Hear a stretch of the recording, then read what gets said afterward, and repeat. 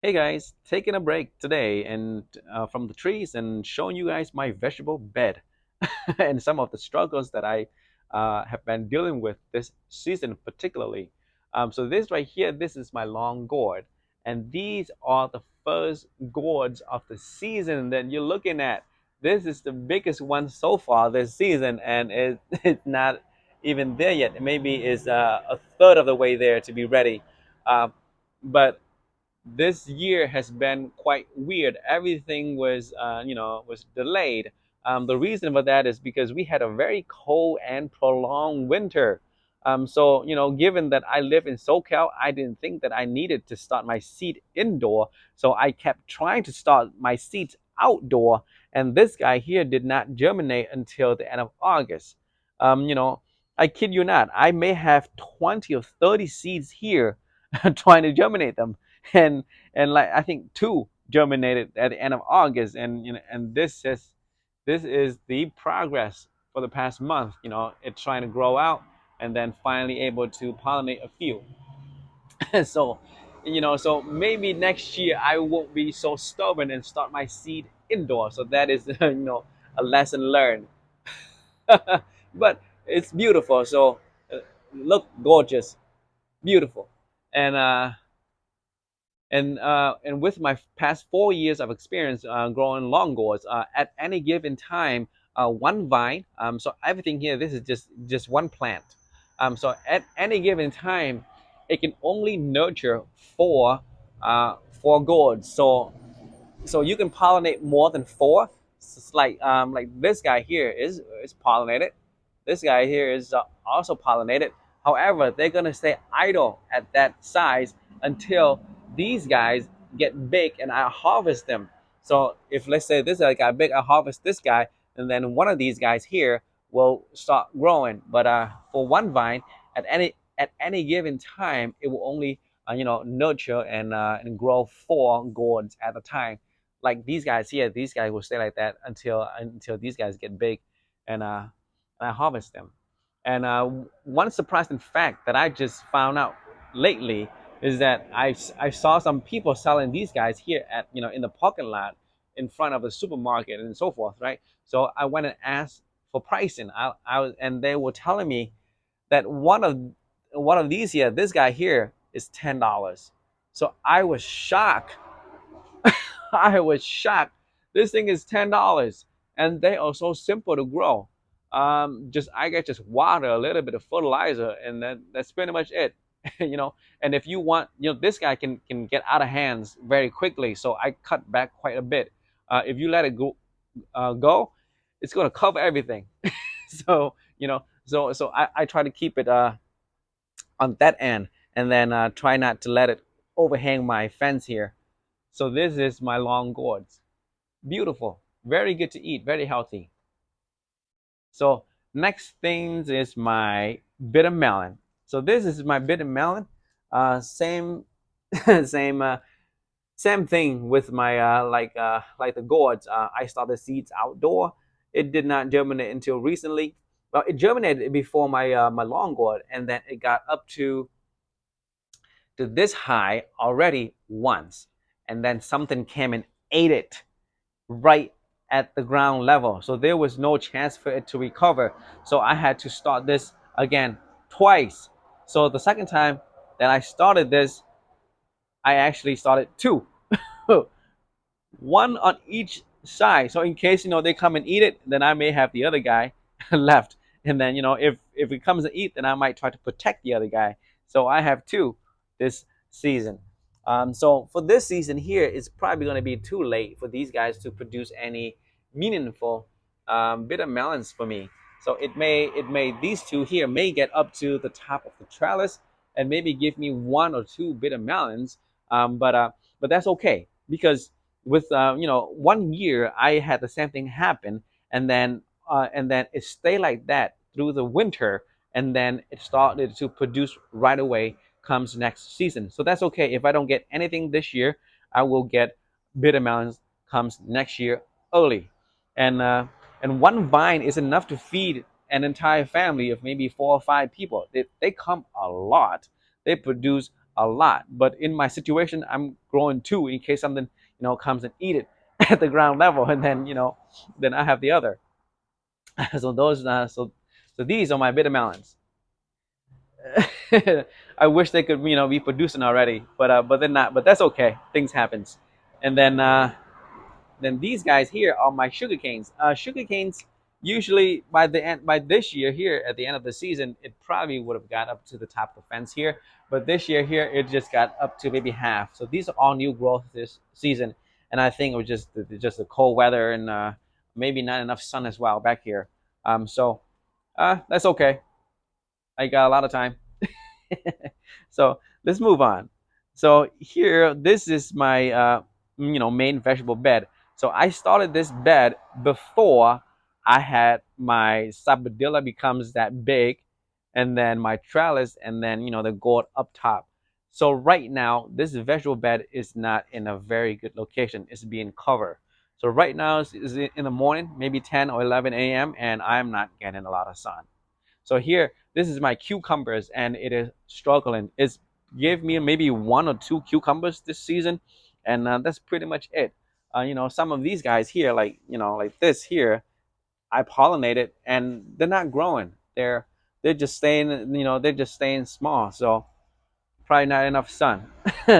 So let's see what's next. So I have over here. This is my Malabar spinach. Same thing. Maybe a combination of cold weather and not enough sun. This is all it has for this entire season. That's it. On the other season, the first year or the second year here, with this bed, this whole area would be covered with it. But that's all it has to show this season. This thing is very healthy and very good to eat as well.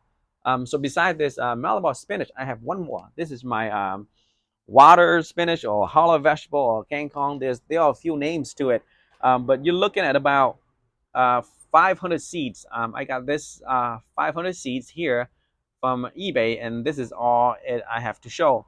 But these guys here, they're very good stir fries.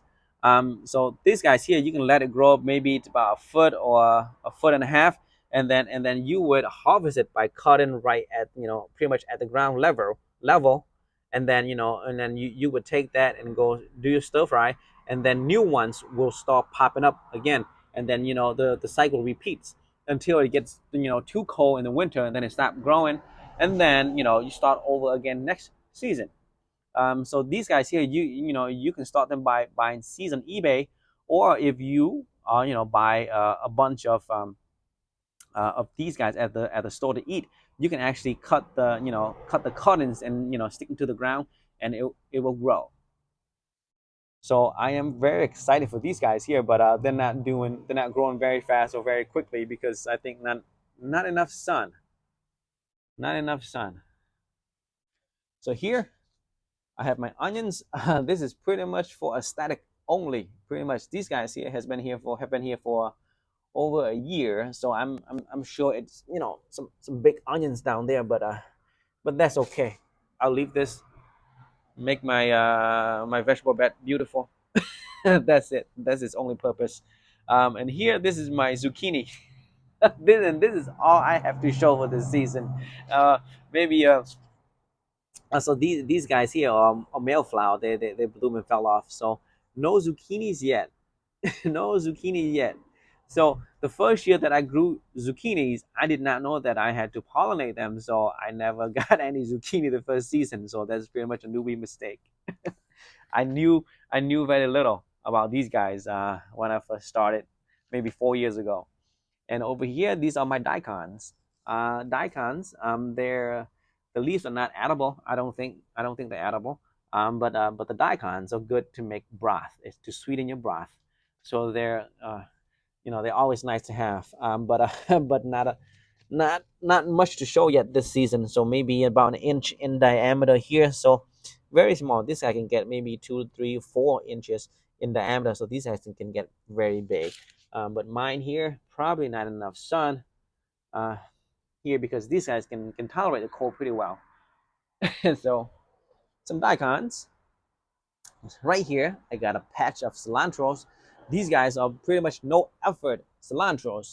So what I mean by that is that I had one cilantro to begin with, and then I let it grow all and seeds and dry, and then all the seeds fell. They all fell there, and then just water, and then they come up. So no effort, cilantros, no effort.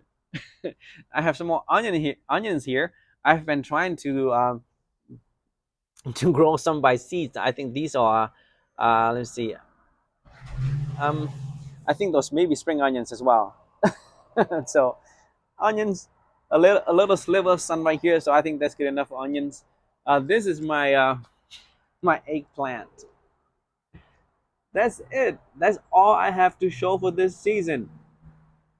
And I started early.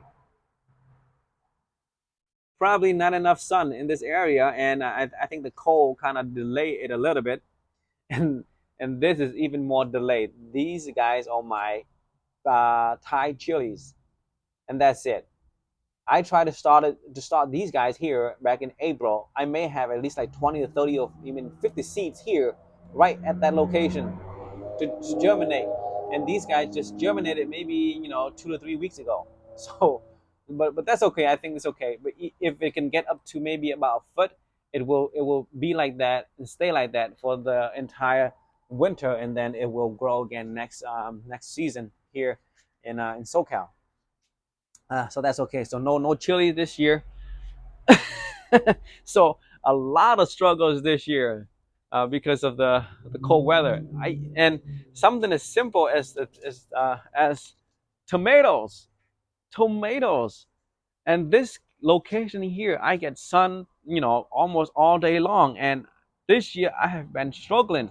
My I don't know why, but I have a lot of powder mildew. Uh, I spray, they come back. Nothing I can do about it. And this guy here just just started to take off here just recently, but the winter fall is coming. But that's okay. I still have like maybe a month or two left here in SoCal, and this is my beefsteak. That's it. I don't know why I am struggling so much here this year with my vegetables. And basil did not struggle at all. If you guys remember, I did a video on how to propagate basil. It was a very small cutting right here, and it got up to this big. I probably cut maybe 3/4 of it already. It was all the way out here. So basil, very healthy, very healthy, very big. And basil, if you don't want the leaves to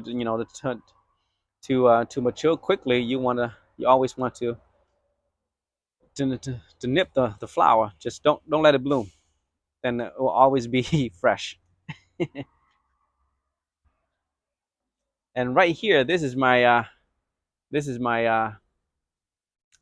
wing beans. So you guys may have seen this on videos.